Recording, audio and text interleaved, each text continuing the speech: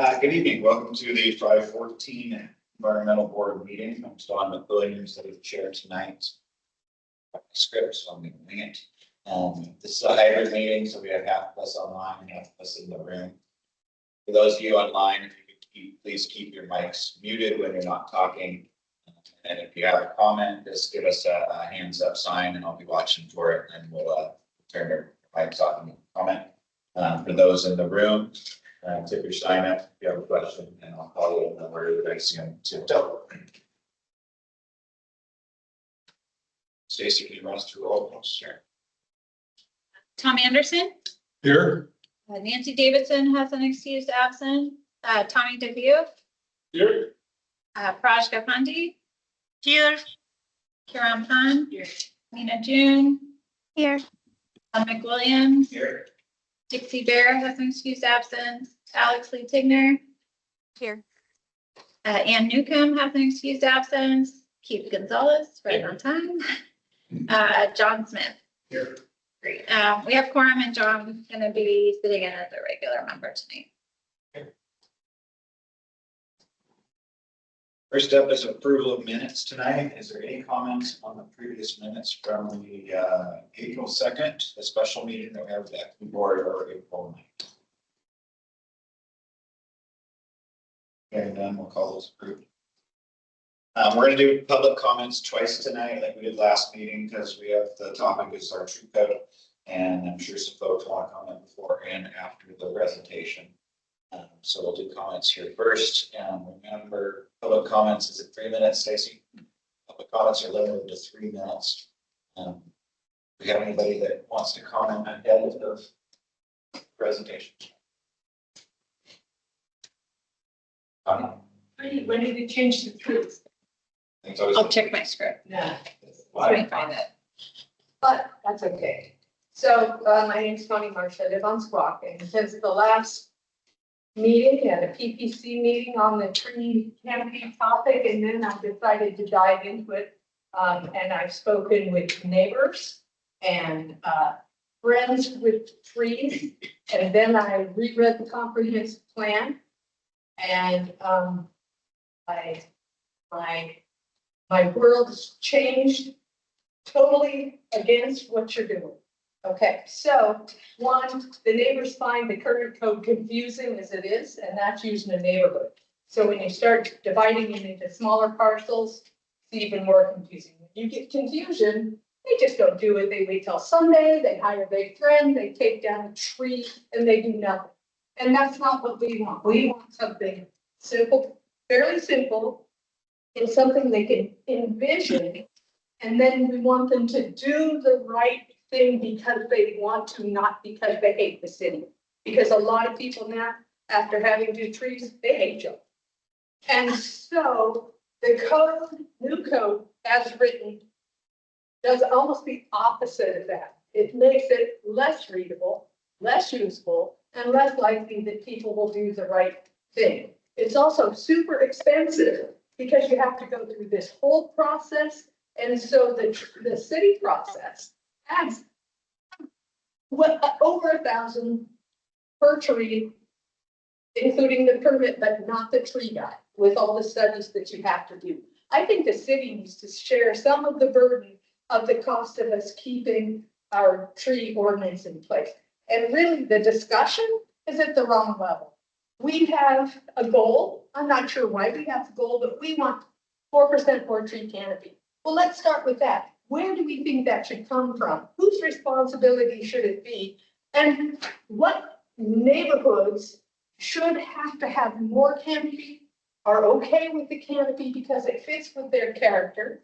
And finally, in reading the comprehensive plan clearly sets out that we are organizing our city by neighborhood.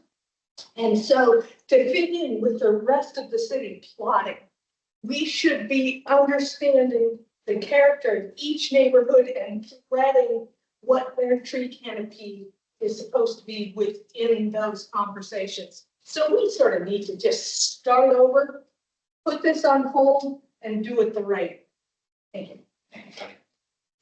5 minutes. Yes, your name? Susan Bridgeford. Here, I don't speak Susan.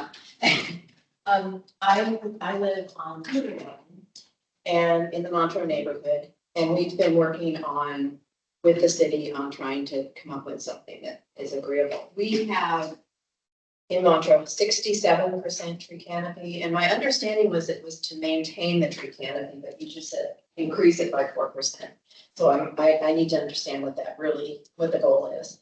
67%, one of the highest in the cities. But I have pictures. We have a lot of NGPE area that provides most of that tree canopy. And if you look at individual lots and calculate the tree canopy, it's far less. I have one example where it's 8%. And we're being asked by this new code to bring it up to, in her case, 35%. And where do you put those trees where it doesn't interfere with her driveway, the foundation of her house, any other infrastructure? So I'm here to learn tonight, but I do want to say that I agree with your comments. If you did a test case in our area, I think this person would have to plant a large number of trees on her lot, and she doesn't have to burn them. So, thank you. Anybody online? Stacy, that would like to speak? Yes, Steve's indicated interest. Go ahead, Steve, you should be able to unmute. Hi, can everybody hear me okay? Yes. Cool, thank you. So I sent in input about a month ago during your last meeting, and you're now discussing the topic. So I'm just here to say in person to reference that. And I'm also, what I'm looking to each of you to do is, this just seems like a rather large and blatant change in city policy that was presented and discussed citywide to reduce the tree canopy standards with major and minor changes. And I'm looking to each of you to kind of push back on that, changing not just what's proposed in the central Issaquah plan area, but citywide with things like reducing the tree canopy volume percentage, reducing the sub area versus zone by reducing the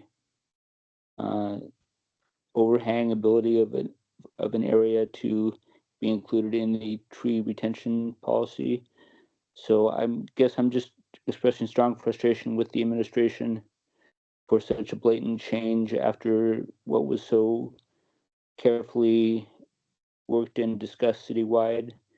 It makes me wonder what next revision is going to be in policy as far as changing things like pervious versus impervious surface or stormwater standards, if all it takes is somebody simply deciding to recommend changes and go from such a large reduction in that tree canopy standard. So I'm not trying to speak to specific items, but to talk about overall that those changes should be largely rejected, and looking to you to not take a soft pedaling approach to that, but to be firm in backing those higher retention standards. With that, I'll go ahead to remove myself from cameras and listen while you guys discuss. Thank you.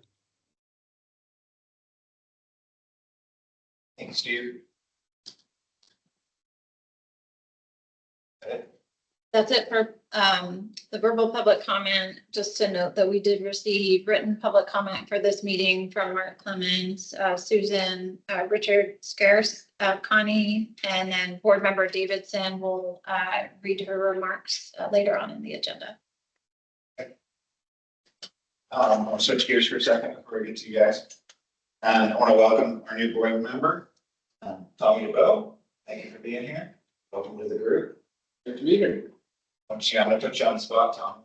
Tell us a touch about yourself. Okay. Hello, everyone. Nice to be here. My name is Tommy DeBow. I've lived all 25 years of my life based out of Kalahari area. I worked in Issaquah and social service jobs. I commuted to the University of Washington, Seattle, out of Kalahari, and that's where I was an undergraduate fellow at the Center for Environmental Politics. And after college, I work in local politics. I was a legislative intern at the state senate a year ago. After that, I was a campaign manager to the late Senator Bill Ramos. Following that campaign, I was also a legislative aide in Olympia. And here we are now. So I recognize some familiar faces, and great to be in community with you all. Just something to contribute to public service. Thank you, Tommy. A couple other changes we had on our board members. Keith has moved from an alternate member up to a regular member. Congratulations, Keith. And then Dixie elected to go from regular member back down to alternate. If I could have you guys give us a very quick 1-minute introduction for Tommy. Karen, I'll start with you. I'm Karen Mann. I'm a big member, neighbor Issaquah. Jonathan Smith. I joined this committee about a year ago. I live near here and lived in Issaquah for a long time, probably 26 or 27. Longer than you.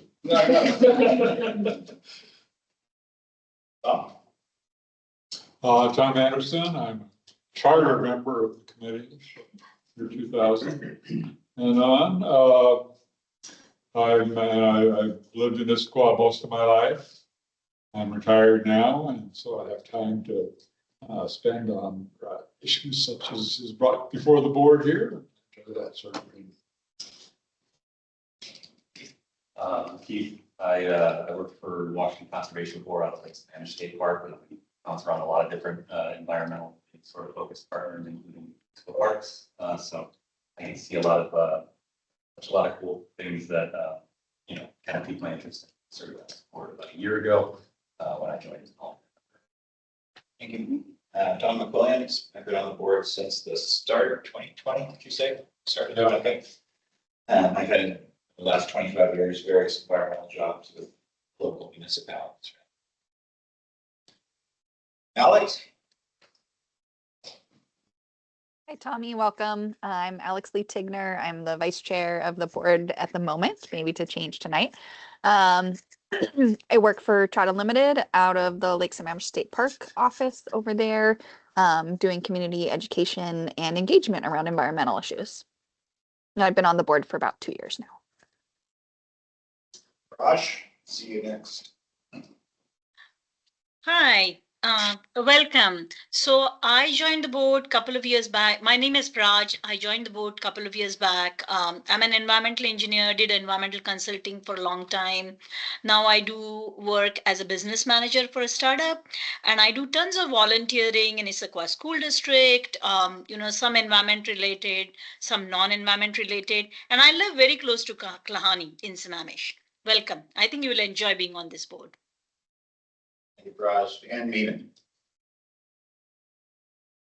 Hi, I'm Mina. I'm a youth board member. I go to Gibson Neck High School in Issaquah. I'm a senior, so I'm graduating this year, but this will be my second year on the board, and I'm going to stay on, but I'm planning to go to New York and hopefully study something related to environmental studies.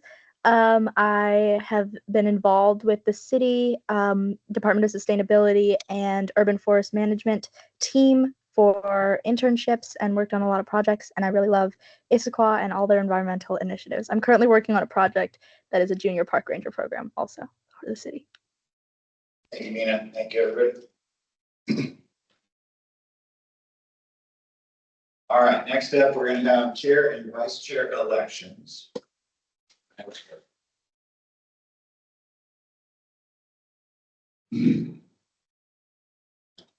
We're still going to call for nominations. When all nominations have been made, I will close the nominations. If only one nomination is made, the member is considered elected to the position by unanimous consent. Multiple nominations are made. We will ask board members to provide an opportunity to discuss the nominees. I'll ask board members to cast votes on the nominees in the order they were nominated. And board members may vote for only one nominee per office and may vote for themselves. The board member receiving the majority of the votes is declared the chair and or vice chair. Are there any nominations for the chair?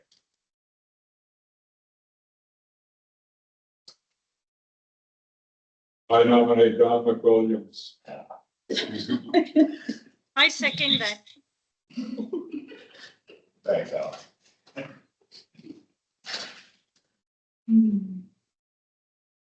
The others? Guess I'm de facto chair. Thank you. Congratulations. Thank you. How about for our vice chair? I nominate Alex Lee Tigner. Second that.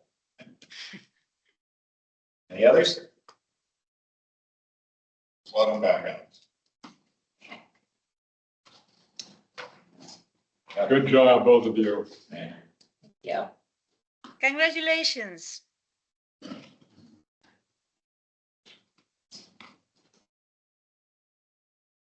Okay, you got what you need there, Stacy? All right, next up, we have Doug and me here to bring back the tree code to us. They came here a couple meetings back, talked to us about it, and went to the planning commission as well. So they're gonna share what they've learned and changes that they've made since. Presentation's coming up in a moment. I do have a question before to get started. What's the overall process for getting this tree code approved? Just, we're just one committee that's reviewing.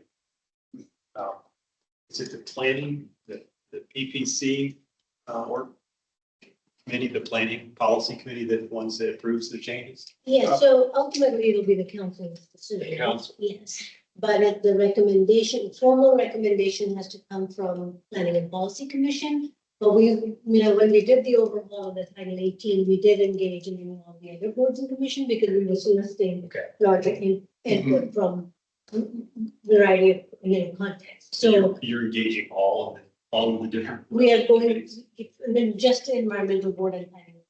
Sure. All right, thank you. Then their recommendation will go to the council committee, who will then make a recommendation to full council and adopt the page. Okay. And often in the past with any policy discussions, the board has opted to prepare a letter that goes to PPC and council with our recommendations, concerns, any dissent amongst board members. So that will definitely be an option as we move down the path.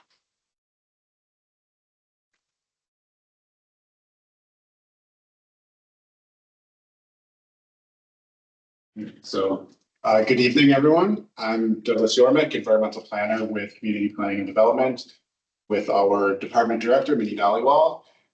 Together, we're going to continue the discussion about the tree code updates, IMC 18812. So the purpose,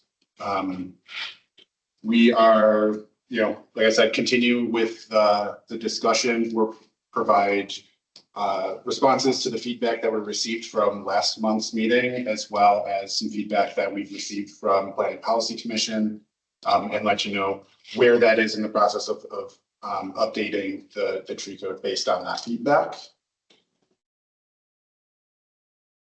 So some backgrounds. In May of 23, we had a major overhaul of our land use code Title 18. Part of that was the tree preservation code. Starting about a year ago, just from feedback from tree permit applicants and discussions with the administration and feedback from council, it was decided that maybe we should be taking a different approach with our tree code and how we are measuring canopy on site. So we started to look into that. We partnered with an environmental consulting group to go over our tree canopy and provide recommendations for us that were specific more for land use than looking at the sub area or neighborhood of Issaquah. Came here last month in April 9th, presented or at least provided an introduction. We did the same thing for Planning Policy Commission on April 24th. And then we will be going to Planning Policy Commission next week with the same code amendments that we're providing you tonight. So back on April 9th, you can remember, we identified 7 areas of feedback. This is the list that we provided. And then in this presentation, I'm going to go through each of these individually and just let you know if they're incorporated or not, why they're not incorporated if we didn't, or in just the status. At our meeting with Planning Policy Commission, really didn't get a whole lot of feedback. But one of the things that PPC thought was that we are still placing the burden of our meeting our tree canopy coverage on the backs of single family homeowners. So that having us look at that a little bit more. So the first item for feedback was code testing. So we have developed a plan that's going to be similar in approach to the code testing that was done for the missing middle housing. We'll be evaluating multiple development scenarios in different neighborhoods in the city, and then also bringing in other development standards that we have, so that we can see if there's any conflict between this code and another development standard. We'll be continuing this work through our time. We're going to Planning Development Environment Committee, Council Committee in June. So we will present our code testing findings at Council Committee.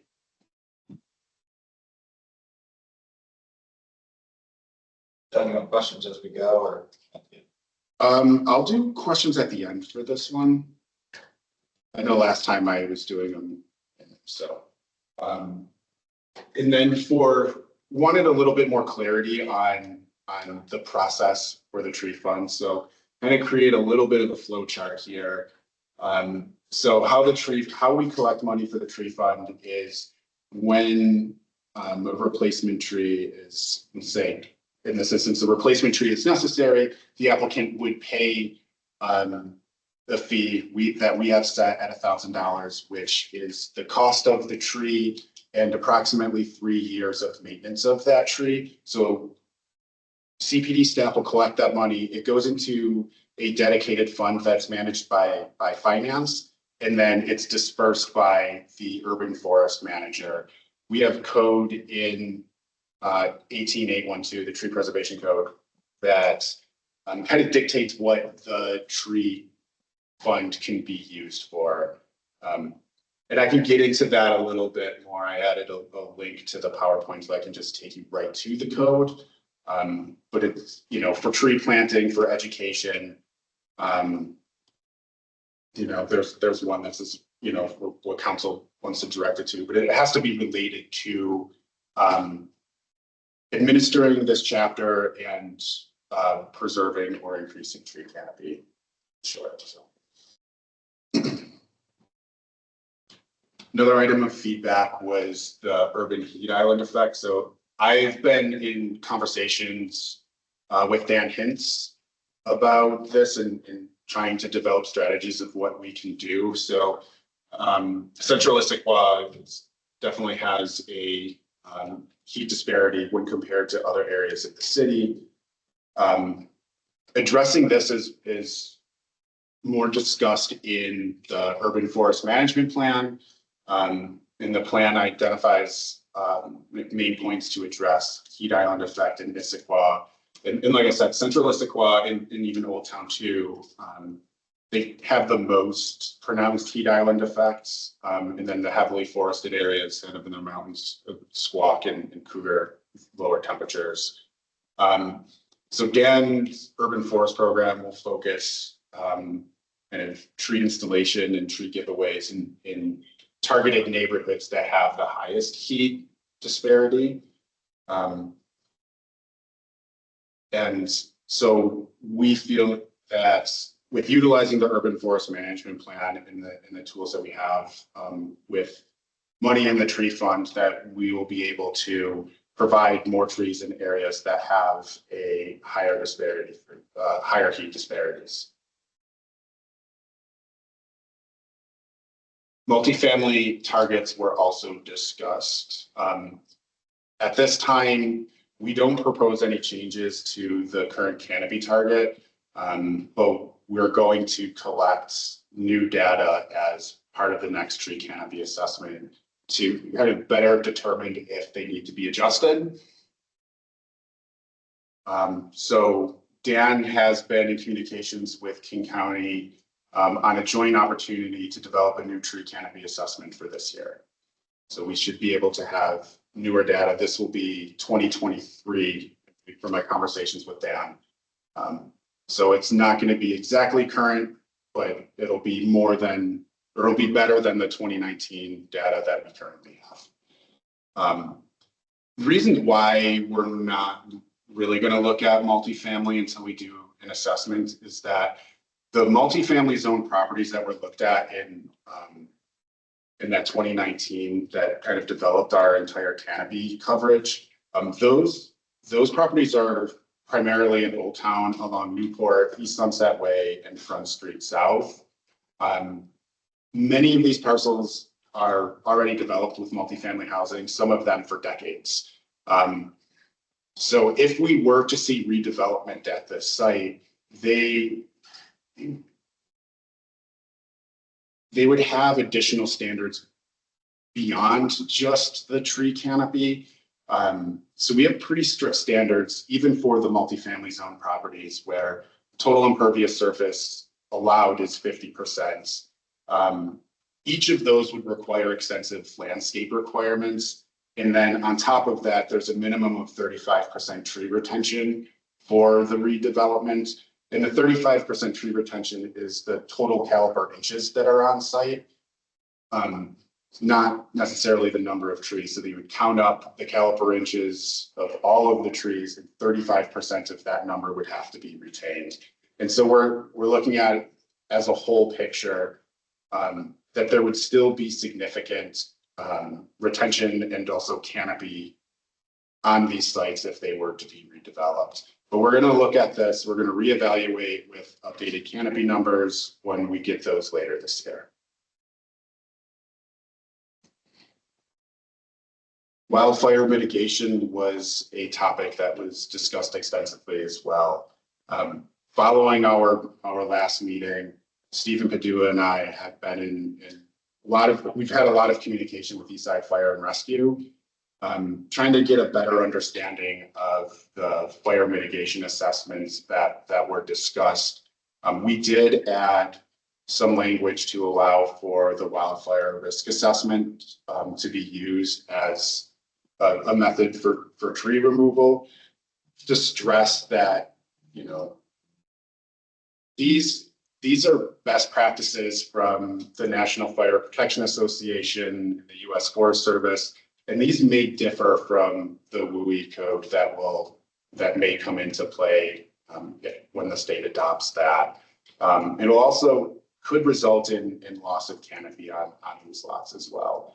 But we feel like we can kind of get ahead of the curve on this and at least have some sort of standards so that property owners can do what's necessary to protect their property. So we have put in code for the wildfire risk assessment to be used for tree removals, if for the purposes of addressing wildfire risk. The large project process we also discussed. When looking at this, we were seeing like what we could do in partnering with large landowners, HOAs who have, maybe multiple parcels that they're managing tree removals on. Because that was one of the feedbacks that we heard from the community, is that it was cumbersome if you have multiple open space properties to have to apply for individual permits for each of those open spaces when they were trying to do some tree management. We've decided that we would just make this an internal process. So it would be one tree permit associated with what work you were going to do, and then document where on the specific open space tracts or properties you were going to be removing, and we would have that categorized, and then we would be able to use that information to include in a spreadsheet so we know the number of trees that are removed, the species, et cetera. But at this time, we're not going to pursue any sort of additional or a new permit to work with, say Talus HOA, for instance, on how they're going to manage the trees. So if they want to look at tree removals, they would come in with a tree permit just like they would now, but instead of it being multiple tree permits for each individual property, it's just going to be one for all of the trees being removed.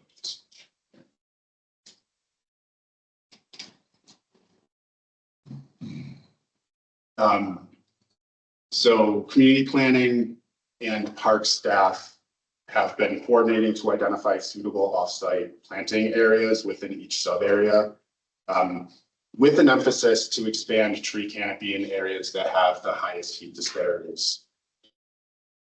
So the sites on this slide represent our preliminary discussions in Central Issaquah. More will be identified as our discussions progress. We're also exploring right-of-way locations to assist in those disparities identified in the Urban Forest Management Plan. Right-of-way trees aren't regulated by the standards of the tree code, but instead they're incorporated into the street standards, which is what Public Works uses. So there'll have to be some coordination between CPD staff, parks, and then ultimately Public Works for handling right-of-way trees. The conversations that CPD staff are having with parks, those are going to continue so that we can identify more locations, not just in Central Issaquah, but throughout the entire city.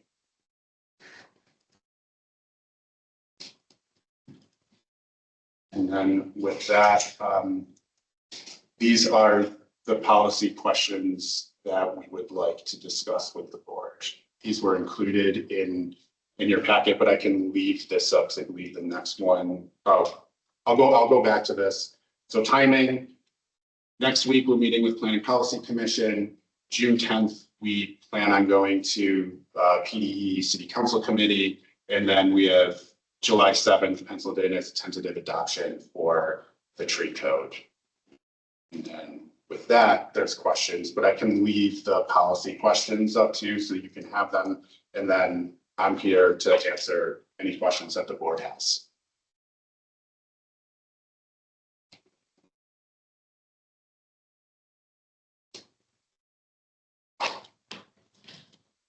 I'll start with Nancy's. Okay, great. And I also neglected to answer or to comment that Ann Newcomb also sent in extensive comments. She just let me know right before the meeting she couldn't come. Yeah. Great. So Nancy messaged the board that the code language for trees is not ready to move forward. The conversation needs to be raised up a higher level to better understand what the city is trying to achieve. The current draft code seems more complicated than what currently exists. I suggest sending it back to a combined community and board subcommittee for more thoughtful overhaul. I cannot support this proposed draft. And then Anne sent a very extensive email, really focused on looking at fire safety in mind, and sent an example of a visit to her property. Her key takeaways, I'll just summarize those, that's appropriate. The first 5 feet around the home are most important for defending non-flammable materials. Tree placement should be planned to ensure mature canopy is no closer than 10 feet to the edge of the structure. Remove ladder fuels like branches and brush. Prune trees 8 to 12 feet from the ground. For shorter trees, trim a third or less from bottom up. Large mature trees may only need trimming to ensure spacing between vegetation and structure. Noting her property has a lot of work to do. So really resourceful email that Anne sent. Yeah, if you guys want one. Yeah. Thank you for taking our comments from the previous meeting into consideration for the community plan. Is that on? I believe you have Carter. Alrighty, Tom Anderson here. Last year, King County did a study on urban tree rules, and they produced a report entitled Analysis of Urban Tree Protections in King County, dated February of 2024. And they stated that it was their goal to produce a tree code toolkit for use by local jurisdictions. Was any input from King County and this study a part of the update process that you're showing us now? Somewhat. I know it was looked at. So for full disclosure, I inherited this project in March. So the work that was done up until that point, I wasn't fully involved in. I do know in my conversations with Dan Hintz, I'm familiar with the report that you're talking about. And that was looked at. To what extent, I don't know. And like how that was incorporated into the various code amendments.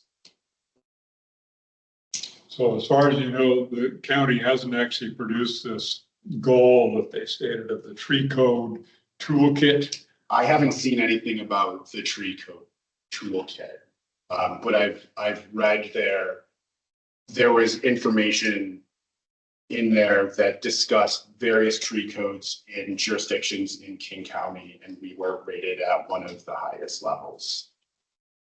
Yes. Well, some of the challenges that they talked about in there had to do with compliance and how you actually achieve compliance and whether you have the resources to help people comply. And so I'd ask the question, well, does the city actually have the staff and the money to achieve anything resembling compliance with these rules? Or the will? Yes, I mean, we have code enforcement, we have planning staff that are able to handle the influx of permitting. Code enforcement would obviously be involved in issues where there was an unpermitted tree removal. But I do believe, especially partnering with Dan Hinson's, and if identifying areas where we can plant trees, working with them on various educational topics and finding ways to utilize the tree fund to ensure compliance with this code. I do believe that we have the staff and capabilities to do that. Okay. And money with what we have in the tree code. I guess I would suggest that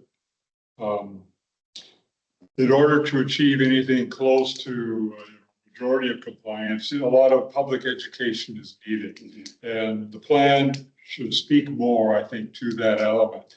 That in order to accomplish these goals, public education is going to be a key tool to bring it about. And enforcement without that education will just be kind of too haphazard. You won't get there.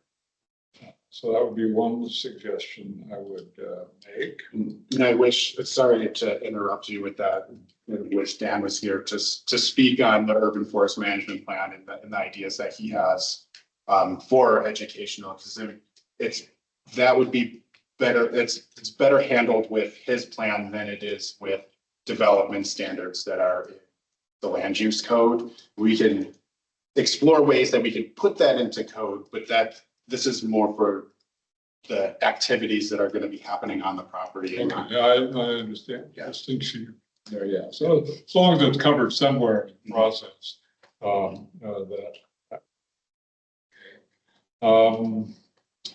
let's see, I had one more thing to talk about here. I think the rules for the single family residents, it's got to be simplified. And one suggestion from one of the public comments was, well, hey, maybe pull that out in a separate document, or at least extract it in such a way that it can be digestible to people. It's too complex to have to go through the whole document to figure out, well, what applies to me. So I think that would be a helpful organizational method, or maybe that is a supplementary quick start guide or something as a supplementary document. One thing that what we are trying to do with this particular code amendment is, yes, we have these canopy targets for single family, for various land uses. And we aren't, and we tried to put this in code, and maybe this is where we need to emphasize it a little bit more. We're not looking for full tree canopy compliance with a tree removal permit. It would be more of a tool used for new or redevelopment. So when you come in with a tree removal permit, and your site meets the tree canopy for that particular land use, it's single family with 15,000 square feet. There's a percentage there. If you're meeting that, no replacement tree would be required. If you were below that, we're only asking for a 1-to-1 replacement. So we're not looking at having the site come into full compliance when you are just removing a hazardous tree or a nuisance tree that are on site. The canopy would be looked at when it's new or redevelopment.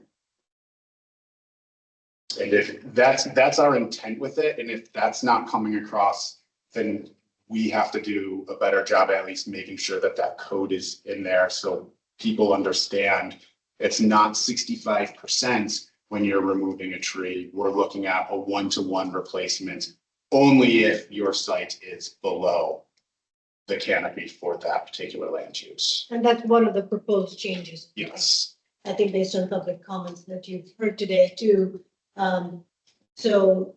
The way the language was written, but we don't think that was the legislative intent at that time, but the language itself was if you remove one tree, you have to bring your entire lot up to the canopy coverage for that area. Even if you're removing a hazardous tree. And I don't think that was the intent. The intent was if you remove one, you've got to replace that. So I think we've attempted to fix that in the language, but it seems like if that's not really clear, then we can work on the language part. But from this group, do you agree with the concept that if you're removing one tree, then you have to replace 1-to-1 ratio, but if you're removing a landmark tree, I think that's a little bit larger ratio. So a larger tree, you get to zero. Landmark tree removal ratio. Zero patent nuisance tree, zero replacement if you meet the canopy. I don't think that was our intent. So if the language isn't clear and people are reading it differently, then perhaps there's some work. If you're hearing any language is unclear. Yes. The board and the community. So I think you're gonna go back and revisit the language. So the language I'll read for the landmark tree replacement at a ratio not less than 2 trees replaced for every landmark tree removed that provides canopy coverage equal to or greater than the trees being removed. This requirement may be waived if the permit applicant can demonstrate that the site meets or exceeds the canopy coverage targets even after removal of the trees at issue. That's the code that we have in there. Right? So the last sentence can be struck out. The policy decision here is no landmark tree should always be replaced. So that's the question for the board to tell us, based on the public comment we're receiving, do we need to always have a replacement ratio for larger land trees, which is about larger than 2 foot in diameter. 30 inches. 30 inches. So the really large ones, we do want to always have replacement for those. It's a sort of a policy question. It's a proper case by case basis. Yeah, well, it sounds like we were in the proposed language, it says you have to replace it unless you're on a lot that already has 90% canopy coverage, then you don't need to replace it. And regardless of the canopy coverage, if there's a policy, direction to always have replacement for larger trees, then that we can fix the language based on. I think I appreciate you guys making the changes for the HOA, the larger picture, that permit, that's great. Let them do it or report to management plan or something along those lines so they can implement year over year. I still struggle with the small residential homes. Yes. It seems overly burdensome to especially some of the older homes. Let's take a landmark tree, for example, or a very large tree that's growing close to your foundation, starting to cause damage to your home. Now you're gonna tell me that I have to pay a whole bunch of money to get a permit to take that tree down, and now I have to replace it back on that property where I have no room to place it. I think that's where the confusion is. You have to provide off ramps and alternate ways for people to meet your requirements, what you're looking for, but at the same time, protect it. Yeah. Overarching goal is to get the right tree in the right place. So that we're not creating this problem 20 years from now that the tree that's planted, has to be taken out. So the idea, I think the concept is to get the right tree and have that balanced approach so that you're not, anyone could want trees out for various reasons. Some people don't like the needles falling down in there, it's a maintenance headache or whatever, versus growing, a foundation thing growing into your windows and become a nuisance from that perspective. So finding that balance of when it's a nuisance versus when it's a desire to take it out. Weighing that out, and if it's a nuisance or a hazard, allowing it expeditiously without too much hassles, and then the replacement preferred on site in the same sub area or payment and fee in lieu of are the three processes. But if we can streamline that to say, ideally you should be on your lot, but what's the criteria when we would say you don't have room? Or it would make a problem down the road, then we automatically jump to those other two alternatives. Get it planted in the sub area, which, we know that individual homeowners aren't going to have the ability to go find common land. So the de facto then would be payment and fee in lieu of. And that's why we're working with at least parks to get some offsite locations identified. So a property owner can just go and already have a site that's there for them to go and plant the tree. Or as Minnie mentioned, the fee in lieu to put money into the tree fund, and then parks would have money to use that for a tree to plant that, somewhere in the city. And that way we're not getting a total canopy loss out of it. So the only argument you would get from some property owner perhaps would be, I already have lots of trees in my yard. I want to take this one out because it's a hazard. Why are you making me replant? Or why are you making me pay into this tree fund? And that's where the balance comes in. If the overarching goal is to increase the canopy by 4%, and then regardless of how many trees you have on your property, you're always subject to replacement. Or do we care to do some, give some folks a break from replanting? I think that's the policy question. And it's case by case. So if you have a 2-acre lot that has an enormous amount of canopy, then you can let a few trees go here and there. It's actually probably good for the forest. And if you have a tight little lot and you really need to preserve that tree somewhere else, maybe the fee was reasonable. I just want it to be, if you don't make it reasonable and expeditious to the small homeowner, and I think somebody mentioned it earlier, you're gonna have your Sunday tree cutters go out there and the tree's just gonna disappear. That's not what you want. I'll stop there. Others have comments. Karen, I think I have. Yeah, so when we were talking about the multifamily, you said that a big issue is that the older properties, they kind of already have planned out growth for the next couple of years. What about newer multi-family properties, anthology apartments? I think the last 5-6 years. So is there any improvement for those properties? In which apartments? I'm sorry. Anthology apartments. Yeah.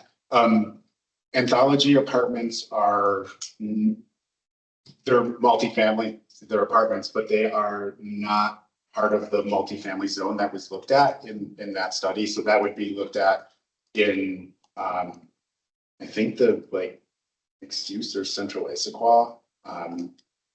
Not exactly sure where it fell in that study.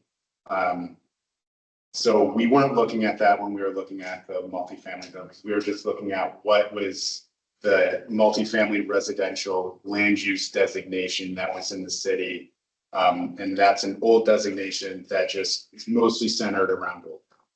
So that's where those numbers came from. So the numbers for the area that was in it, Anthology is in from a different set of numbers, and I don't know those off the top of my head. And another question. So I'm not entirely educated on this. The Heli Island effect thing is that the idea that we plant more trees, the temperature will go down. Yeah, kind of shading effects on pavement.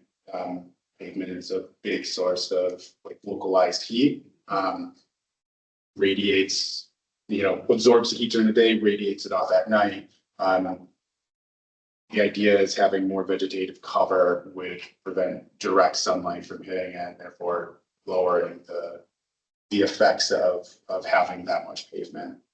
So if we're going off of that idea, that would mean we're planting more trees away from like lakes and like sources of water. Is that at all concerned? So the city's done a map. I wish we had that here. So they looked at, the heat during the day and then during at night. So the areas that are completely shaded, traditional plateau and others, at nighttime, there's a 4-degree drop in temperature. But central Issaquah and Highlands, the developed portion of those that don't have that cover, remain hot even during night. So at least 4 to 5 degrees higher. So that's sort of, it doesn't get the cooling effect from shade. And so I think from a tree code regulation standpoint of how to establish these percentages, the debate is, should those areas that we know are urban heat island effects get more percentage coverage requirements? So then I think that then the debate shifts to what are the priorities, because some of those areas like central Issaquah are also designated for more dense development, and they have higher impervious surface requirements. So the idea being that more people would live closer together in that area. So that has other environmental benefits, because you're not, with the future light rail station, you could walk and take transit and all that kind of stuff, but you still be able to accommodate some greenery, because otherwise it would be more of a concrete jungle. So how do we find that balance where the ideal state, but then also the practicality of what can be accommodated? Nina, I think I had you up next. Yeah, hi, I'm Mina, and I just had a question on whether or not this update to the tree code requires like extensive reevaluation for any of the trees on any property, but specifically like public property, and if so, like what the focus is, whether that's on new tree planting or new tree removal or reevaluating from the tree code. This code is not necessarily doing looking at the tree inventory that you're describing. What we would be looking at is periodically reviewing the data using LiDAR to see how our code as implemented is affecting our overall canopy target. So that's something that we are incorporating and having periodic look. Dan Hintz, in his conversations with King County, saw a partnership opportunity that we could get some new data by the end of the year, which is, it was much cheaper than the last study that was done. So we can get the same amount of data for a fraction of the cost. We're looking at what funding sources for that may even include some money from tree funds. So we'll be looking at the data, but not looking at it on such a fine grained level that you're talking about. I believe Dan is looking at a public tree inventory as part of the urban forest management. So not necessarily through Title 18, but that work will be done just in another way by somebody else. Yeah, so the health of the trees that are street trees, publicly owned trees will happen through the urban forestry plan. But health of trees on private property, the city sort of have the resources to do assessment.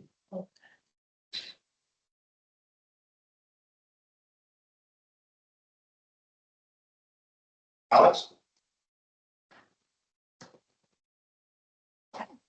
Thank you. This is Alex. I'm going to try and address some of the things that came up with public comment. Especially so for the wildfire risk assessment, I think that it's clear this is becoming more and is more and more on folks' radar as we're seeing more increased significant fires, especially in urban areas across the West. And I think the city of Issaquah needs to be ahead of this. And so I think it is important to include a standard to allow wildfire risk assessment. I'm curious how the city is thinking about doing this, because it sounds like from like what Anne had on her property is that they need to do significant removal of brush and trees. So how are we going to allow that, but then also try and maintain this? Are we going to ask people that are having these wildfire risk assessments to then pay into the tree fund because they want to keep their homes safe, but also we want to make sure we don't lose that canopy coverage? It's a really difficult, tricky thing to do. And I'm curious if the Eastside Fire Rescue had the chance to look at what these standards could be and apply them in a situation where they're going to a home and thinking that through, and then have the city, I don't know if there's a possibility for a pilot program to go into a few houses and look at this code application in alongside this wildfire risk assessment and see what's actually feasible when we're trying to do something. How much of a burden are we going to put on landowners who want to keep their homes safe and address this while also trying to meet this tree code? Yeah, I want to add a little bit more nuance to this whole wildfire discussion, because we had gone to council and talked about, there was a wildland urban interface code that the state had come up with. And then it became an optional thing for the city to do, but it's a tricky thing because the mapping isn't there yet. And so that's the work that's underway with King County and the State Department of Natural Resources, where they're looking at mapping wildfire risk areas, and that will become the basis of cities' wildlife base codes, which could mean what type of roofs you can have in those areas, because most of the embers fall on the roof, and that's what catches the fire. It will have vegetation management pieces in there, but we're not Eastern Washington, and we're Western Washington, so that's sort of the jail or emergency managers should really great examples of what that wildfire mitigation risk means, and it depends on the location. And so I think what was discussed with this board, and I think what one of the commission members was talking about, individual assessments on each lot. But they're basing their assessments on, they're trying to be cautious, and I think they're not saying you clear everything within 30 feet, but some of that guidance doesn't quite exist yet. So it could depend on who's doing the assessment as to what that clearance circumference looks like. So it could mean just, very cautious approach and not recommending too many trees to be removed, or it could mean a lot of trees are going to be removed. So it contradicts with the canopy coverage objectives and all. So, but for the city to really understand what the wildfire risk really is, this work that King County and Department of Natural Resources is doing to create those maps has to occur for us to truly understand what the risk is and what the mitigation measures make sense. So that will occur and, is occurring, is underway, but it's not done for us to use that as a basis. So just wanted to throw that out, that there's individual assessments happening, but there's larger conversation about what's the wildfire risk for places like Issaquah that at the fringe, at the urban fringe, where you do about some, larger open spaces. And what does that difference look like? But if you look at our city, a lot of trees are surrounding, and what those are why people choose to live here too. So there's that balance of what that risk is, what we need to do. I just wanted to kind of throw that out there as well. Yeah. Is there a timeline on that mapping exercise and when cities can expect to have information on what they should be going with? I asked our emergency manager, and he said that the work has started, but I imagine it's going to be at least a year, if not more out. Okay.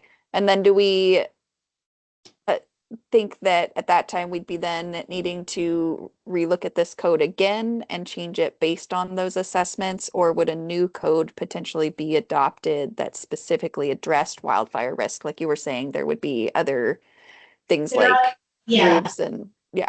So we would have to revisit this anyways at that Okay. time. Plus, we would have to revisit our building code because some of the requirements for what type of roof you can have and all that lives in our building code. So it just won't be tree code, that'll be right. Okay, thank you for that information. I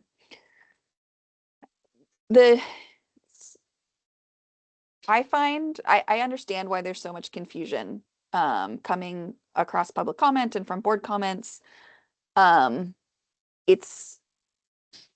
think it definitely needs to be readdressed so that things are clear when I'm not sure how to make that happen so that you understand like the one-to-one replacement rather than redevelopment. It feels like it's just not called out on how these things are being applied, and perhaps that's even in the section that's titled tree canopy coverage, and you have the actual listings of what the zoning will be. It seems, I'm trying to look at it directly, but it doesn't seem like it says this is not applying to just tree removal. It's applying specifically to redevelopment and new development, and maybe that's where that needs to be called out. Yes. And I also wanted to just check, so as how the zoning, most of our other codes are by zone. Is that correct? Like it's a lot of other codes apply by lot size and commercial facilities. Is that correct? Rather than neighborhood, I guess is what I'm trying to say, because of this, yeah.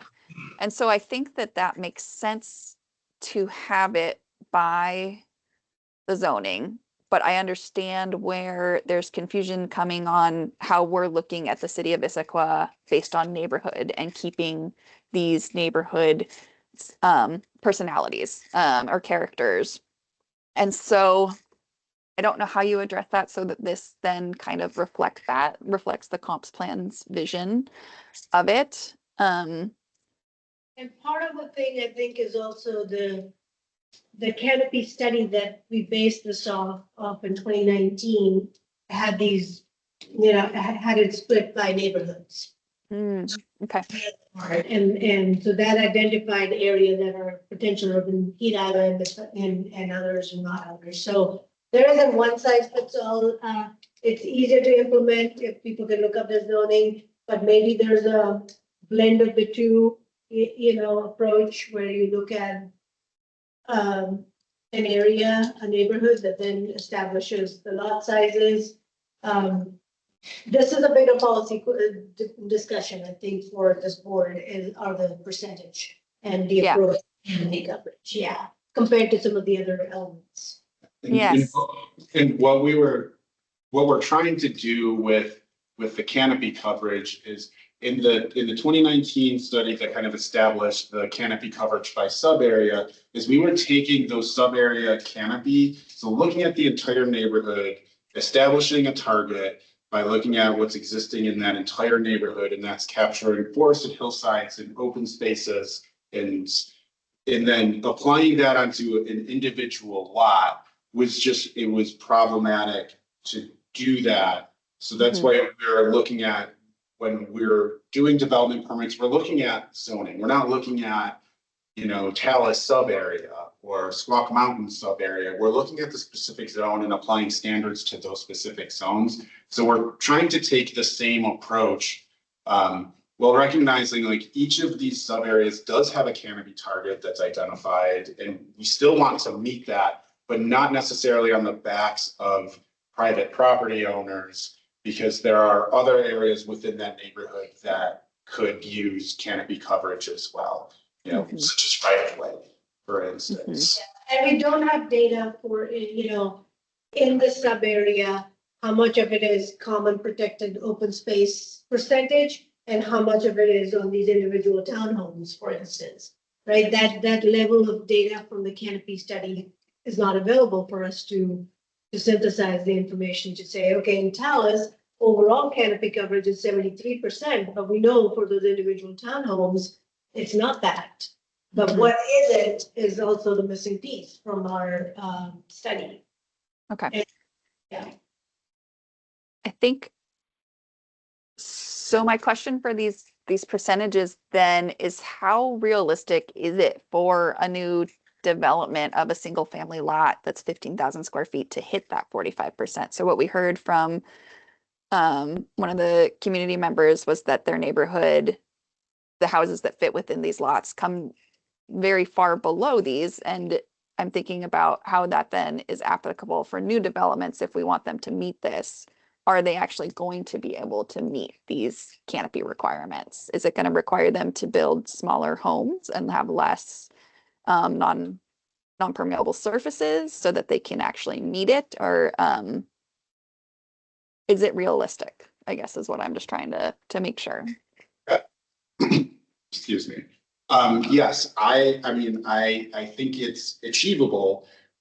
We're gonna have to continue to monitor it. What wasn't achievable were our canopy targets for some of these areas that were exceptionally high when placing them onto an individual lot. So now this adjusts them somewhat. We can look at it, see if it works, and if it's working, great. If we can improve on it, we can improve on it.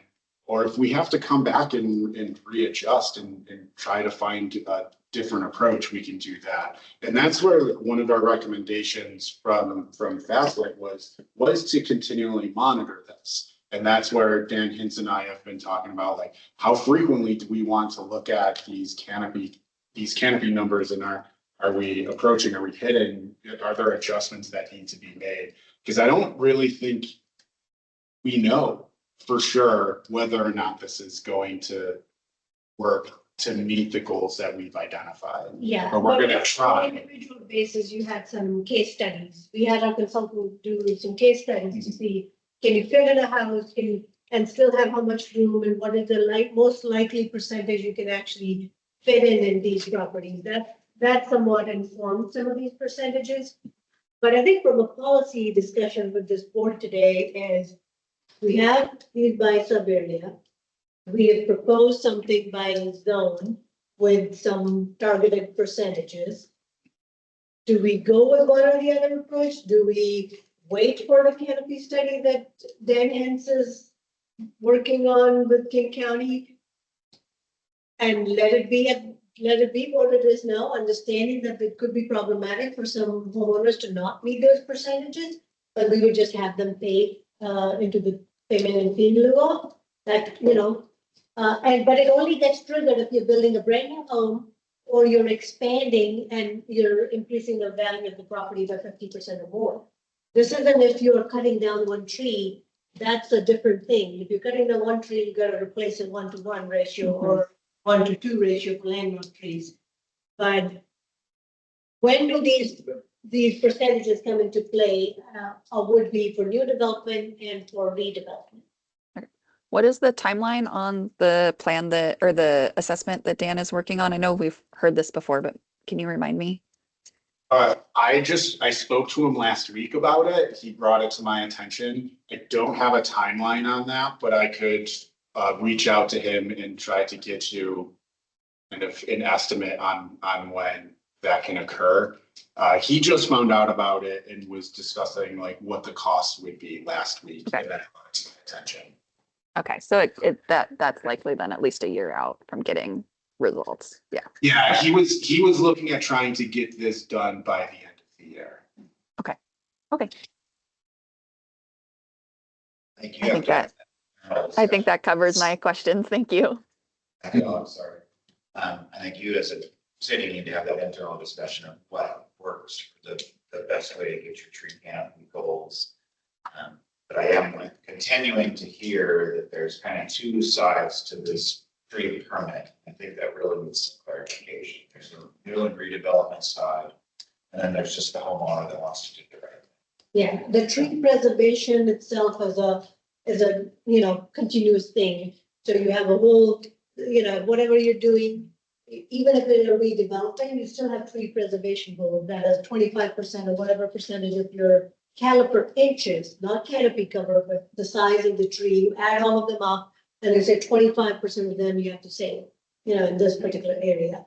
So that tree preservation plays into a role. Then there is tree removal or hazardous tree removal. And then there is planting new trees, when you're doing new development or redevelopment to meet your canopy coverage goals for that area based on either zoning or the sub area or whatever that situation. So there's three different things Just going on. suggesting, try to clean that language up so Okay. it's easier for folks. I am curious, what is the cost of a fee in lieu if I were to remove a fairly large tree from my property? Yeah, It's a flat fee of $1,000, and that covers the cost of the tree and then 3 years of maintenance. And that was the cost that was established with our department working with Parks Department, specifically Dan, on how much that would be, because they're the ones that would be planting the tree and maintaining it. They came to $1,000. On that subject, I know that some of this language talks about the replacement tree needing to match canopy requirements and stuff in the old tree. So the flat fee confuses me if the new tree replacing it needs to match that. Yeah. You need more for those instances, less. That was something that we were looking at, like what, it got confusing at that point. So then we were just like, okay, what can we do to simplify it instead of like, we know, a Doug fir is gonna have a certain canopy, it's gonna have a certain cost. So kind of trying to find that like middle ground to where, because Parks isn't gonna know that specific $1,000 is for a Western red cedar. They're gonna take that and plant a tree somewhere. Maybe it would exceed that canopy, maybe that particular tree won't, but overall, we're hoping that it would kind of even itself out depending on what the tree was removed.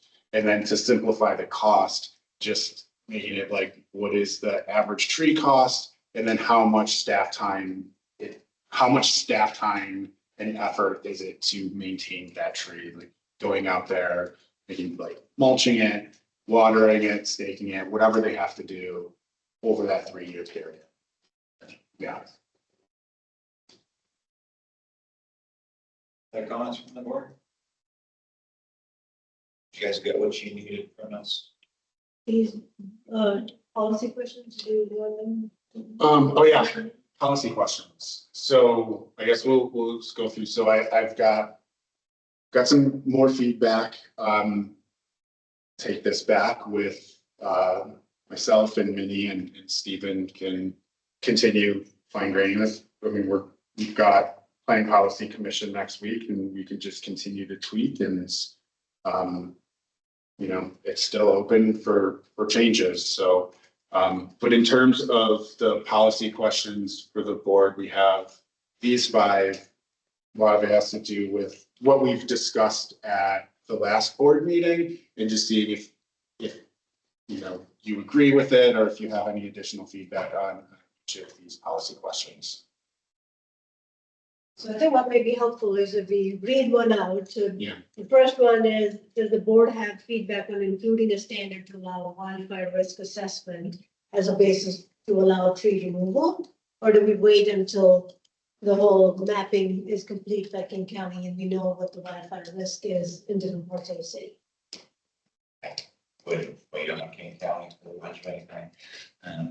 Could be a very long time. Yeah. I would second that. Okay. Does the Louis code with the state play into this at all? Yeah, that's what we would, we're waiting for all of that information to be produced and then we would have to fix this. So if we don't wait, is there a consensus to not wait? And just put some language in the tree code to allow removal of trees or? I guess my only concern was, would we have to revisit this soon anyway because of that Louis code or? That's a possibility, depending on what comes out of it. I'm more than likely, yes, there's going to be some changes to the tree code when the Louis code is provided to us and we'll know what to do. So My personal recommendation would be to wait because putting the cart in front of the horse sometimes can be, good people will say, yes, this needs to be preserved and we do it. But the wildfire risk assessments are other things besides trees too. It may be just limbing of the trees. It's not removal of the trees. But a tree removal could, if the wildfire risk, it probably could qualify as a nuisance or a hazard tree because it's too close to your structure. So there are already provisions in the code for removal of those kind of trees. As a nuisance or a hazard tree. I got something to add to that too. Yeah. I'm glad you mentioned that. So one of the things that we did change as a minor amendment in here is changing the definition of nuisance tree that, currently it's causing obvious physical damage, and now it has the potential to cause obvious physical damage. So a tree planted too close may not be damaging your foundation now, but those roots in the next several years will probably grow into it and cause problems. So we've added that language in there too. So there are provisions that, but the wildfire risk assessment also looks at, do you have dead wood stored under your deck? Do you have some metal grills that protect you from ambush? So there are the good things that come out of that assessment. And then limbing of the trees is already permitted as long as you're not pruning, 1/4 of the tree kind of thing. So we feel that part is addressed without calling it out as a wildfire risk. But I think the current proposed language, as you asked, we have put that in. So that's it. We're looking for direction there. Do we leave that in? Knowing that there aren't any rules specific for Western Washington at this time. So it depends on the person doing the assessment to make the call. And we have a great fire department and they're doing a great job. And they're taking a conservative approach of what needs to be pruned and trimmed, not saying everything within 30 feet has to be cleared out. But that's the standard currently is 30 feet, one size fits all anywhere in the state. Who reviews these tree permits? Our department of community planning. Staff. Yeah. You guys do.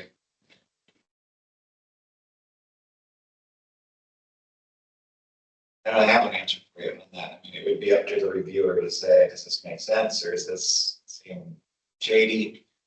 I think we would just take the fire department's assessment and approve it.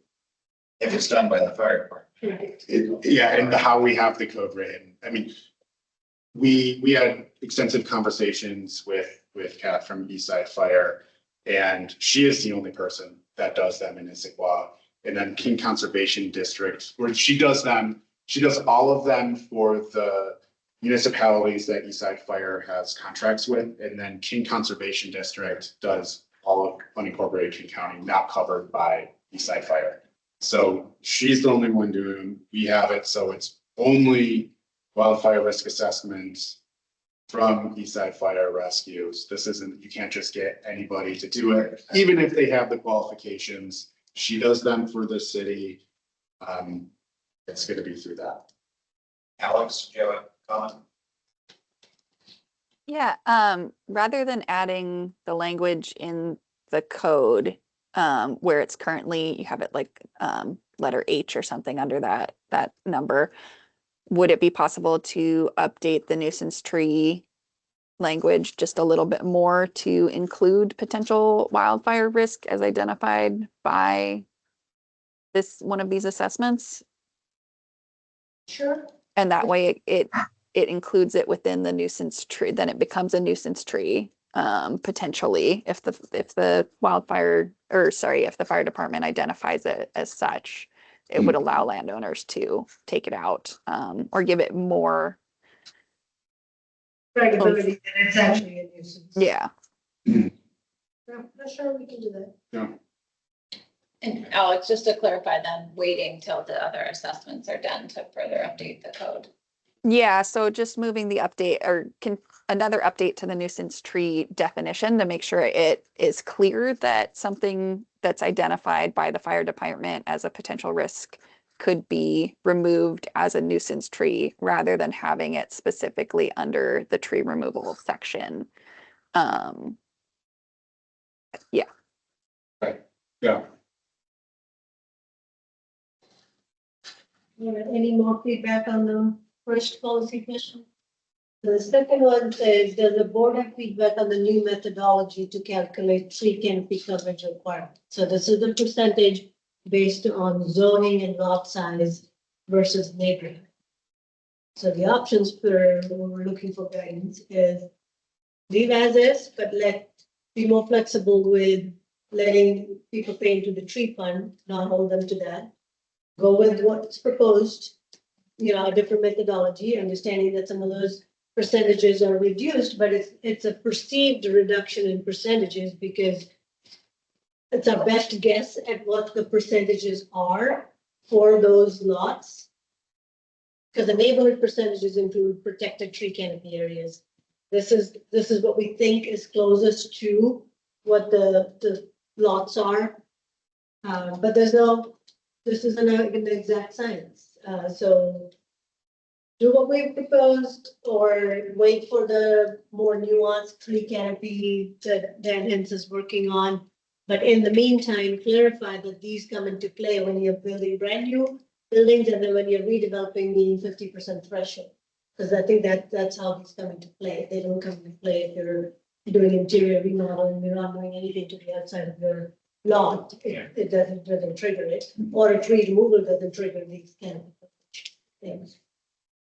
They do. I hear some head nods over there, that that's the intent previously, but we're saying that's a problem because it's not, removing one tree and suddenly having 67% tree coverage is what we're hearing from community members, that's not an impact what we're trying to do. What are you gonna do with the information that Dan provides you when he's done with the study? To see if we can tease out what the percentage is for these developed lots to target more of our goal of 4% canopy increase. Then what does the percentage mean on those developed areas? Am I correct in understanding that future information that we get along those lines will cross-reference that with the data that you get from applications for tree removal to see how many trees might be being removed without permits too? Sure, we can take feedback from you all to see what is a better way to do it. What data do we need to establish these percentages? If you have feedback for us related to that, that may be useful too. I think I got the impression that was something that you were hoping to use to test the efficacy of the code up. Yes. Right. Yeah.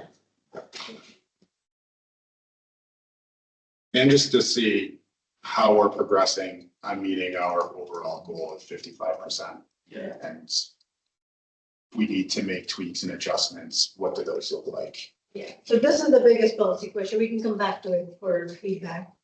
The third one is, does the board have feedback on which thresholds require compliance with full tree canopy coverage? So that is if you're building new and redevelopment, but not if you're not making any changes to the outside, or if you're removing a dead nuisance tree, those don't get triggered. Like for like replacement gets triggered, but not full threshold. Yeah. Not having you remove one tree and have to plant 6 in order to get to your 65% canopy target. And that's the other public comment you received tonight. Yeah. And that we tried to fix it. If it didn't come across the language, we can tweak the language, but that's the policy question. Yeah. So is there a consensus among the board members or any feedback related to that issue? My opinion, I think your intent is honest there and you're.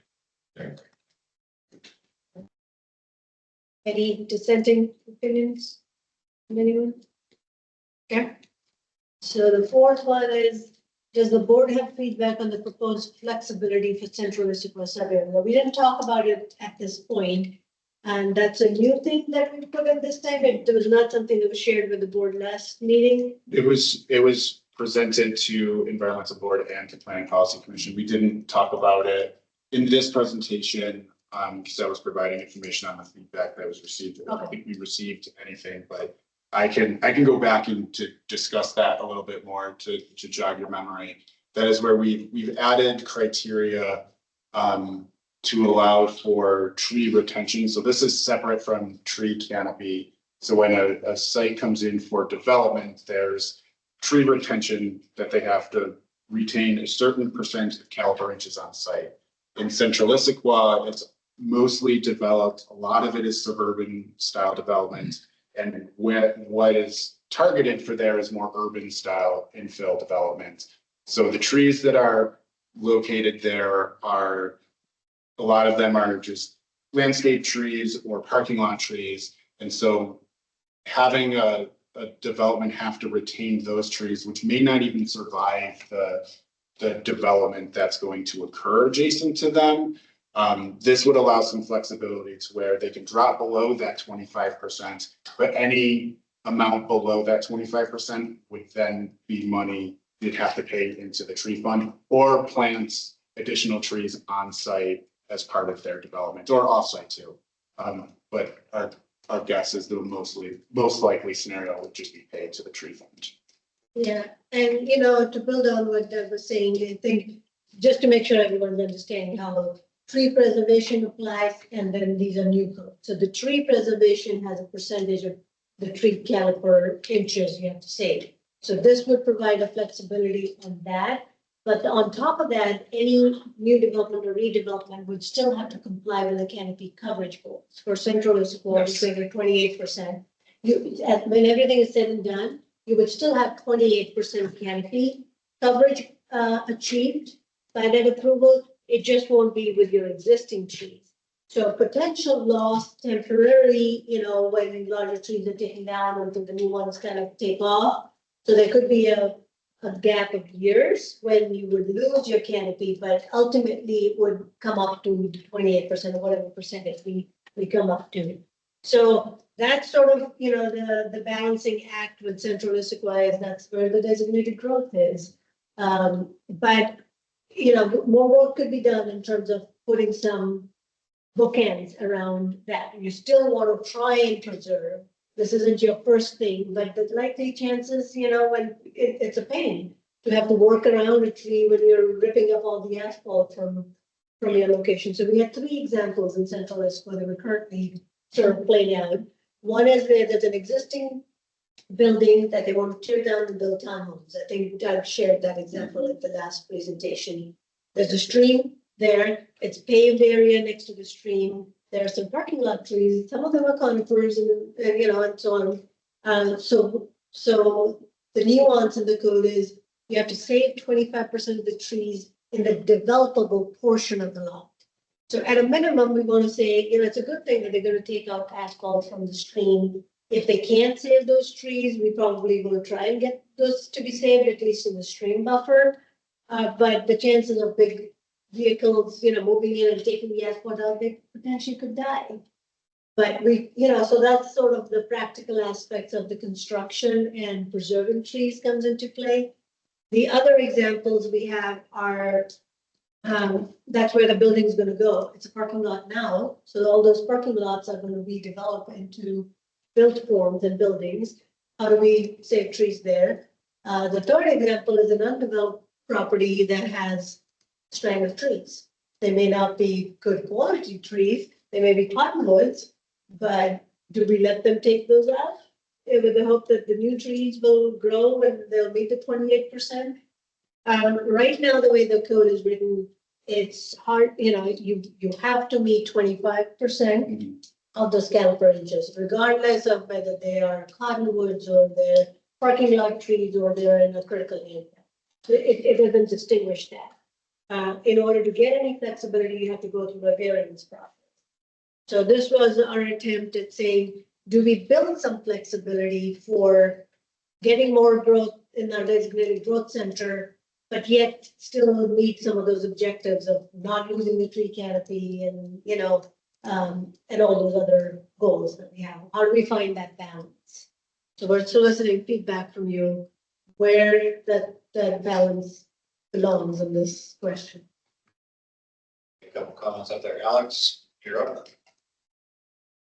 Thanks, Don.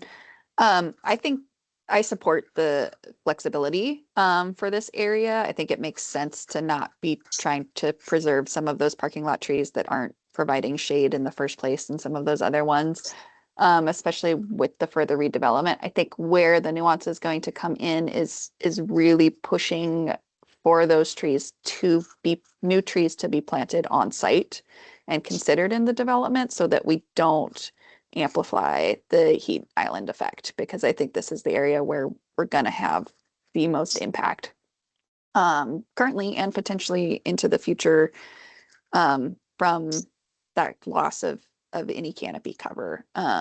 So I think if there's a way to make paying into the tree fund a last resort in these developments, that would be the way to go, and also to potentially identify more areas that within the central Issaquah sub area that can be the repository for these trees if they're coming from the tree fund.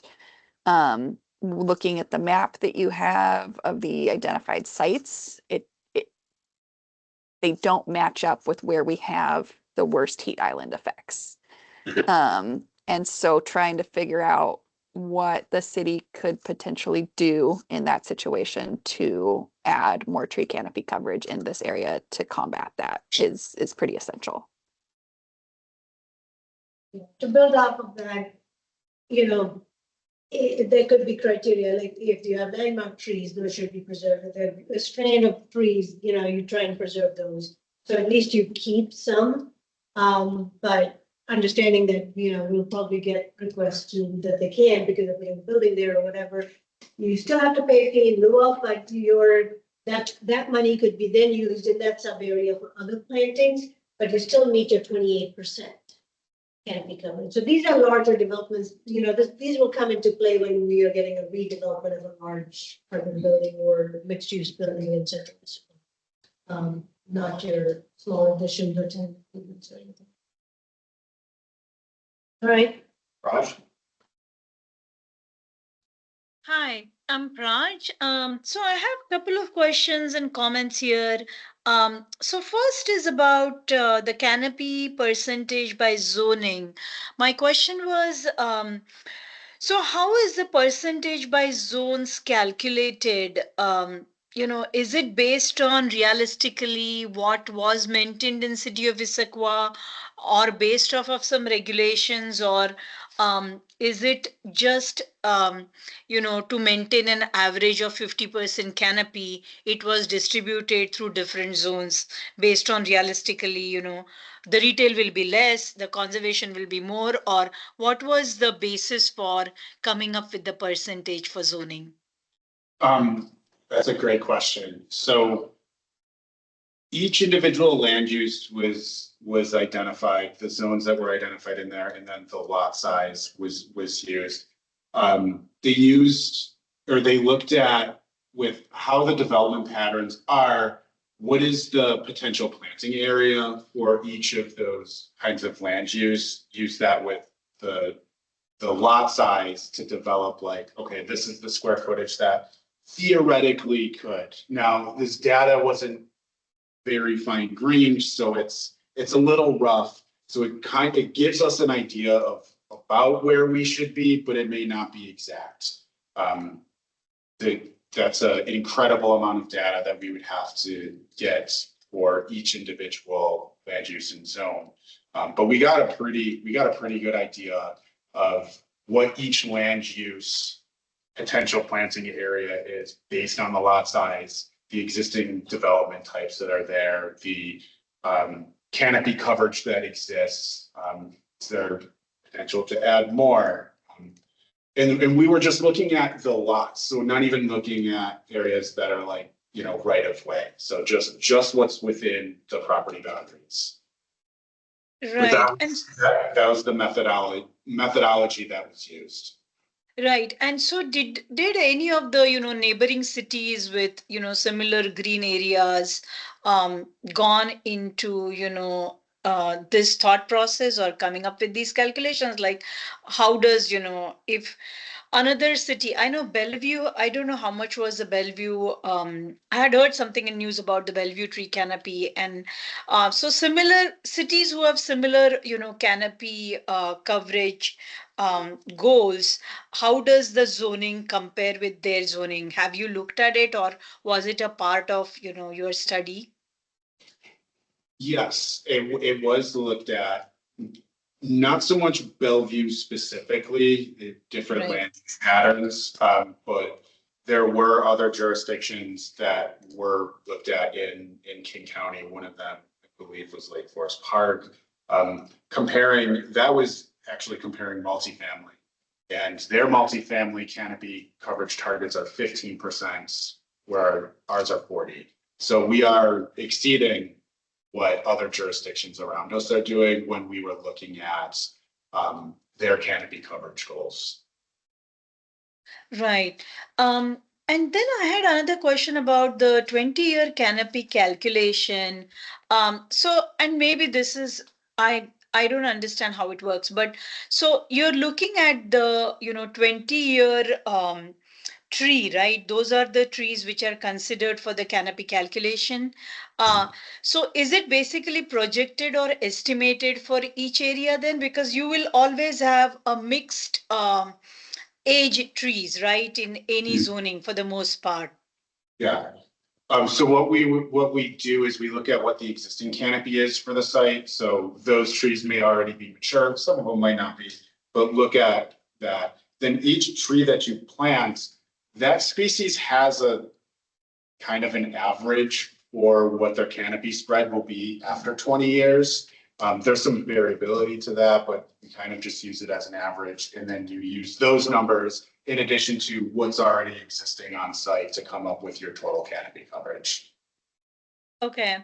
And I think the tree fund is a great idea, especially not putting the responsibility or the burden on the residents to do it themselves. Some of them may not be wanting to do it, or some of them may not have the capacity to do it. So I think that's a great idea. The only concern I have is I can see, like, for example, when we have these winter storms, sometimes trees fall down. And they will fall on the roof or close to the boundary or something. So does the tree fund because especially if the tree has already caused hazard to the house, and if the owners already have to pay for that damage, right, or get it covered by insurance, and which may be difficult anyways, they may have. So does the tree fund, will they still need to replace that tree? And do they still have to pay towards the tree fund? I can see the homeowners not wanting to do that in that situation. I'm just wondering if this was considered or addressed. That would probably come up. For the tree fund, there are items identified in code what the money can be used for. Replacing trees that were lost in the recent bomb cyclone doesn't appear that it could qualify for that. So that might have to be somewhere else. Okay. But part of your question is whether you have to replant if it's an act of Mother Nature, a snowstorm or any other storm, the tree comes down. Is that exempt from replacement? Because it was already a problem. Right. And, especially if they have to pay for it, right? Means that is going to be, especially if the homeowner has to pay already for the damage, they're not going to be very thrilled about, paying $1,000 to the tree fund again. Yeah. No, I mean, when we were going through all of the work with the bomb cyclone, no, we were not making replacement trees from trees lost in that storm as a. Okay. Yeah, that's all. That's all the questions I had. Thank you.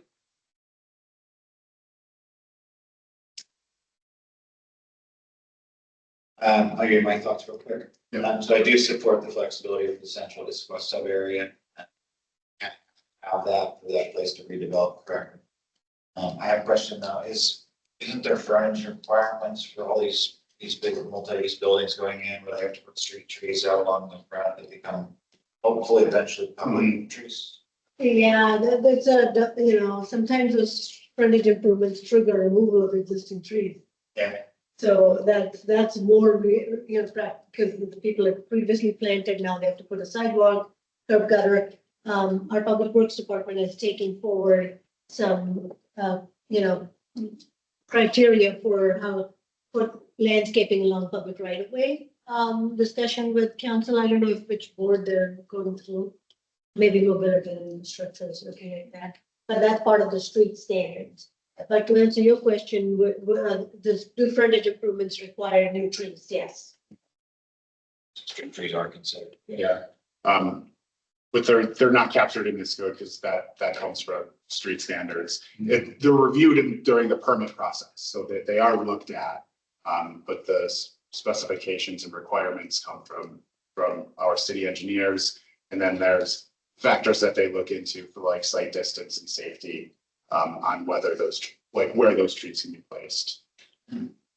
Hey, maybe you should think about time too, because some, in my experience, some frontage requirements are not always done in the right of way. They're done, 20 feet onto the property. And then that piece of property is given back to the city as used right of way. So something to think. And then I think you're fine with your methodology of the tree canopy coverage. You gotta go one way or the other. Maybe it's something we visit in a few years if it's not working for you. Okay. That's my. Is there consensus around, because that's the biggest policy question. Do we, I'm not do gonna we get go with the percentage at this point or not? Yeah.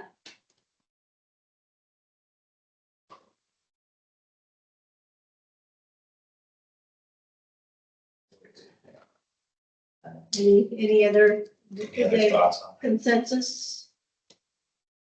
We're just going with like a, I don't know how you're gonna get yeah, consensus from. probably not a vote, but. We'll capture the feedback in a memo, I don't think. And we'll continue to work at it and make this based on feedback and comments from you all the best that we can make it. It's still open for discussion, going to PPC next week and council committee in June. And so we'll keep at it until this thing is up for a vote. Yeah, but if I think there's someone. Alex has a comment there. Did you want to finish your thought? No, I can wait. Alex? Sorry, one last thing. I had a question on on the requirement for of a track form or an arborist report. I'm not familiar with the track form, so I don't know what kind of burden that is, but I understand that an arborist report would be a cost to the homeowner to have that. So I just want to understand more so how is this an overburden for landowners to pursue this, or is it standard procedure to have one or the other of these things done? And is there any other means for it to be an easier process for landowners? So the track form, it's the tree risk assessment qualification, I believe is what it stands for.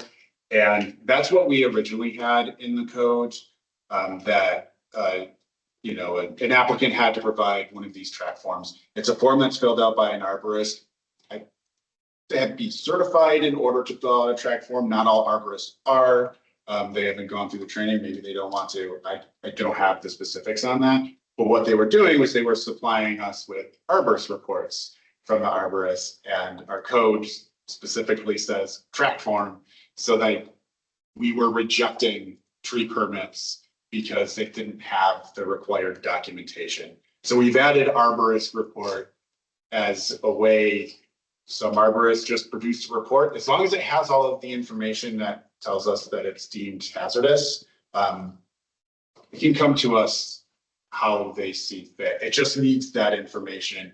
And before it was burdensome because we were saying we require this form.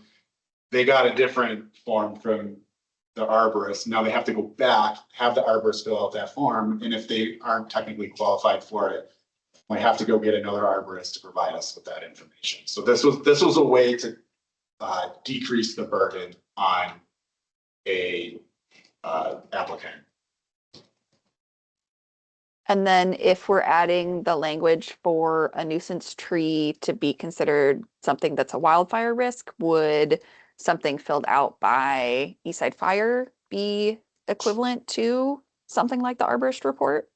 Yeah, and that's what we had wrote into the code for the wildfire risk assessment. So we would keep that. It would have to be from Eastside Fire.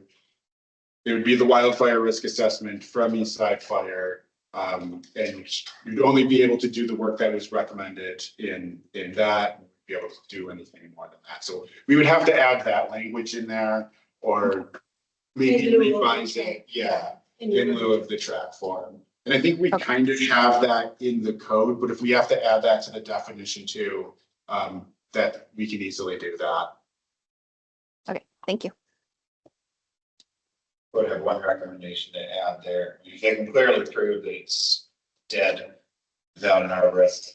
Yeah, I mean, a picture of it. Yeah, we added Yeah, that. yeah. We pulled that out, so yeah, if it's obviously dead.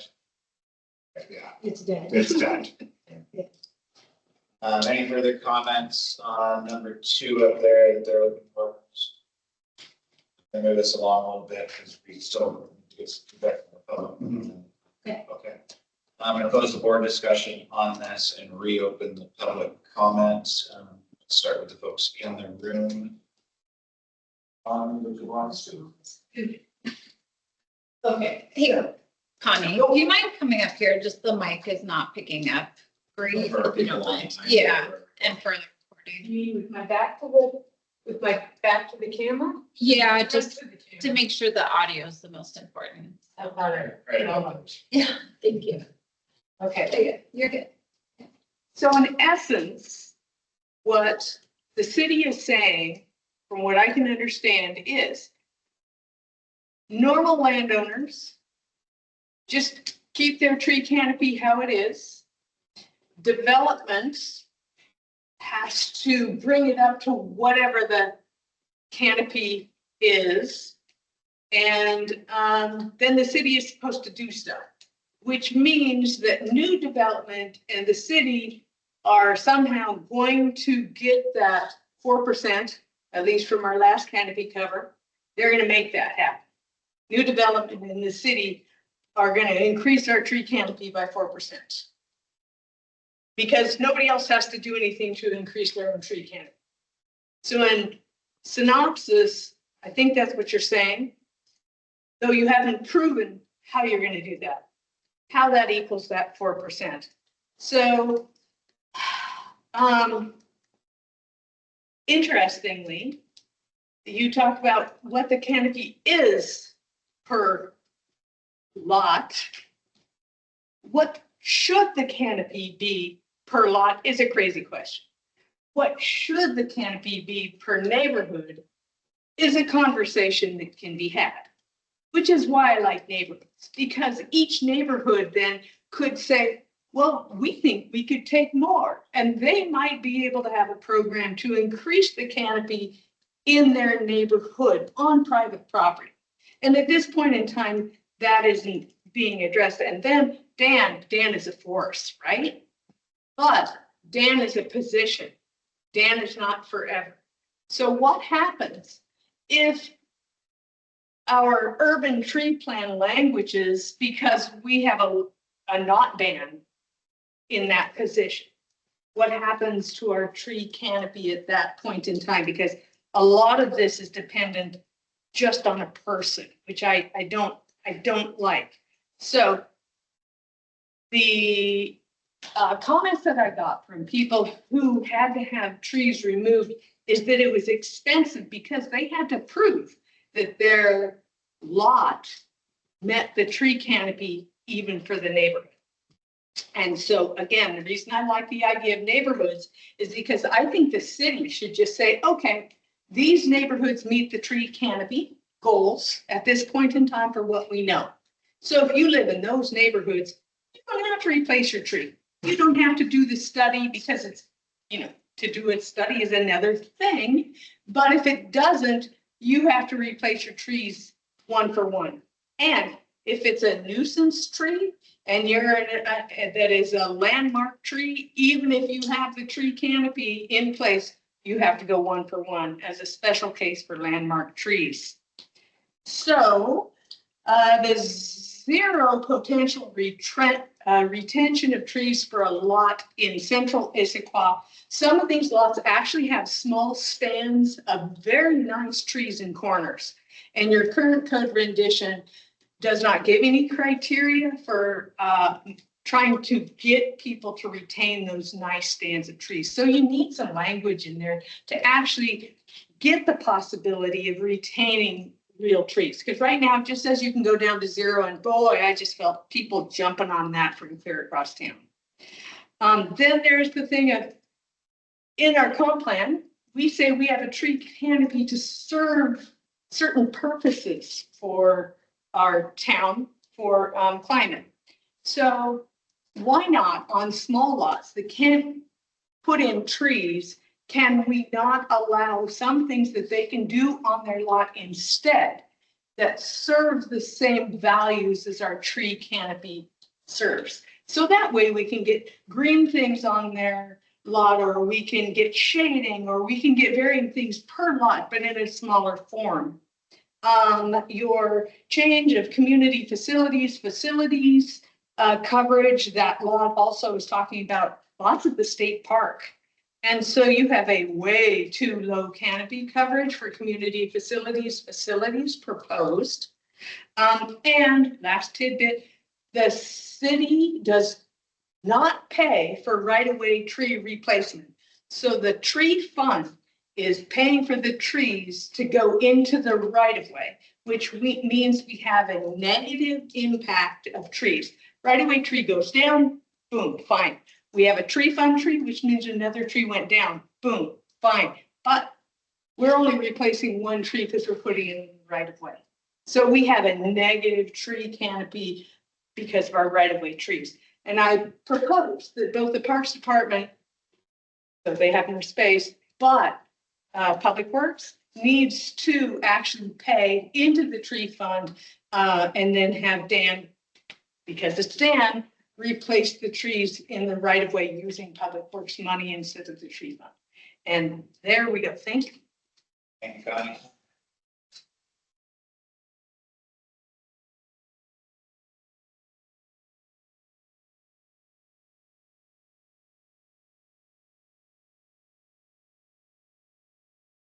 I'll start by saying this has been very educational, and I appreciate that. I don't know where the 4% comes from, but I'm fine with that. But I think you need to clarify this, because when I read this, it says not less than one tree for one tree. So that could be up to infinity, right? So if you can clarify it, and if you can also clarify that the table does not apply to existing lots. However, we had 2 lots in our neighborhood developed recently, and I'm betting that they're at the same tree canopy as the existing lots, because that's the nature of the neighborhood. So I think you have to look at how neighborhoods are laid out. So I would say probably the average on our lots in Montreux is 10 to 15 or 8 to 15% tree canopy, including the newly developed ones. So I don't know how they did it. But anyway, so if you can clarify that that table does not apply to existing lots, that would be great. And because it does add confusion, I would say just put a heading that says new or 50% redevelopment. Okay. I think, and we talked a lot about that, but the process needs to be less burdensome and less costly. So you have hire a qualified arborist, you have to hire someone to cut the tree, you have to pay for the permit, you might not get the permit accepted. We have one neighbor who he's not going to submit a permit or a request for a permit because he's pretty sure it's going to get rejected. And it's a tree that's under another couple trees. So removing the tree is probably going to have no impact on tree cover. In our little area, we have something called view lots. They're a special category, and it does say that the city that they're allowed to trim for views. It's taken over a year for one resident to try and get that addressed. So I don't know if it's addressed in anywhere in here, and I don't know what their recourse is now, but they're at it for a year. Okay. Since Montreux is at 67%, which is high, it seems like 1-for-1 tree replacement would be equitable, because because we're taking a lot of the burden of the rest of the city. Plus, in the new development areas, why would they be required to put 35% or 45% or what, 60% tree cover? And it just wouldn't be. Okay. Sorry, I had a bunch of points. I think I made that one. Emergency removal. So in the code, it says you can remove a tree, but you have to have an arborist, qualified arborist come in and say, yep, this tree needs to be removed. But what about obvious cases like a tree on a house or a tree across a road? And we had all those in our neighborhood during the bond cycle. And I don't know what was required because I'm not the person who does it, but it seems like that expense to hire an arborist to sort of say, obviously, this tree needed to be removed because it's lying in a house. So some relief on that would be great. And I think that's it. But the process really does need to be simplified for us and the code, because I'll tell you, I didn't get the one-to-one. And I read this thing. It took me 3 hours. So anyway, thank you. I appreciate it. Very educational. Thank you. Thank you for your comments. Stacy, anybody online? No. No, I do not see any other hands raised. I'm gonna go ahead and end this discussion. So just to clarify and get clear direction, do you want us to come back to you with a, after the planning policy discussion? Do you want another touch with this before we take it to council? We want everyone to feel comfortable, we don't want to rush this. So we've had 2 pretty heated meetings on this. I would recommend, bring it back one more time if you can. That'd be great. We have room on the June 11th meeting agenda. Yeah, and I think at that meeting, we can decide if the board feels like a letter to council and PPC is needed. It may not be needed if the comments are addressed, or just because of the level of the topic, we may choose to write one. Yes, so my notes say public education piece, which necessarily isn't a code thing, but the implementation of it. The rules for single family homes should be, the implementation for single family home needs to be more streamlined, more clear. The language needs to be more brought forward so that it's obvious for the average person to be reading it.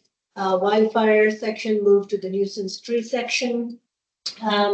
It sounds like Central Issaquah flexibility is fine. Work on the criteria to save some strands of trees, get landmark trees, and have some bookends around that. Some language clarity for not less than 1 tree to implement that. The table having clear language that says does not apply to existing development. View trees, I think, was one of the public comments. I don't know, we'll have to look at that.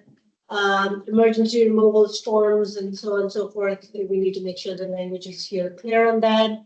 And really the biggest policy question about the percentages, is there anything we want to come back to you with related to what we proposed here? I heard a new approach by one of our community members of looking at it on a neighborhood-wide basis. Which we had before, and that was proposed. Before you looked at it on a neighborhood-wide basis, but then when the private residents went to go remove a tree, it was reflecting on with the whole neighborhood in mind. So if the neighborhood is at 60%, then that residence now had to be at 60%. I think what I'm hearing now is look at the overall neighborhood as a whole, and does the impact of that 1 or 2 or 10 trees being removed break down the canopy or not make a difference at all? Something Carrying that overall canopy loss will still occur for the city. Yeah. The goal is about a 4% increase. So if tradition plateau, you're allowing removal because if they've over exceeded that, there'll still be a canopy loss. I understand, but is there additional planting projects going on in that area that are bringing the canopy back up? It'd be really hard to police it and keep tabs on it. It's something to think. You get what we, I have some notes. I'm a little confused. what we're gonna come back with on the percentage. I don't think we're asking. Oh, you. yeah. I don't think Okay. Yeah. Just asking you to consider alternative concepts, keep thinking through it. Okay, I think I understand what you're saying. And if not, I'll find out the next time I'm here. And you can tell me what's wrong. yeah, but as research and there's more information you want, we're happy to provide you so you can do your best to advise city council on. If I can see some comparative, you mentioned comparative savings. Yeah. I like it. Shows one to one. All right.